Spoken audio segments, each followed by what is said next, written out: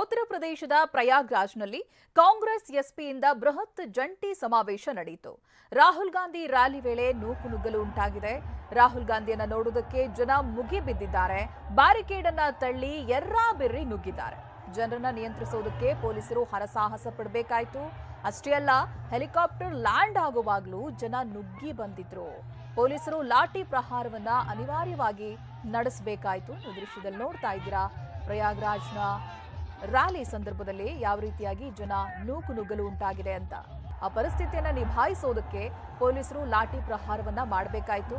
ಜೊತೆಗೆ helicopter land ಆಗುವಂತ ಸಂದರ್ಭದಲ್ಲೂ ಕೂಡ ಜನ ಮುಗಿಬಿದ್ದಿದ್ರು, ನುಗ್ಗಿ ಬಂದಿದ್ರು. ಅದು ಬಹಳನೇ ಡೇಂಜರ್. ನಮ್ಗೆ ಗೊತ್ತಿರೋ ಹಾಗೆ ಒಂದು ಪೇಪರ್ ಆಗಿರ್ಬೋದು, ಪ್ಲಾಸ್ಟಿಕ್ಗಳು ಹತ್ರ ಬಂದ್ರೂ ಕೂಡ ಏನಾದರೂ ಸಮಸ್ಯೆಗಳಾಗುತ್ತೆ ಅಂತ. ಅಂಥದ್ರಲ್ಲಿ ಹೆಲಿಕಾಪ್ಟರ್ ಲ್ಯಾಂಡ್ ಆಗುವಾಗ ಜನ ನುಗ್ಗಿ ಬಂದಿದ್ದಾರೆ. ರಾಹುಲ್ ಗಾಂಧಿ ಅವರನ್ನ ನೋಡೋದಕ್ಕೆ ಓಡೋಡಿ ಬಂದಿರುವಂತಹ ಜನ ಆ ಪರಿಸ್ಥಿತಿಯನ್ನು ನಿಯಂತ್ರಿಸೋದಕ್ಕೆ ಪೊಲೀಸರು ಹರಸಾಹಸ ಪಡಬೇಕಾಯಿತು.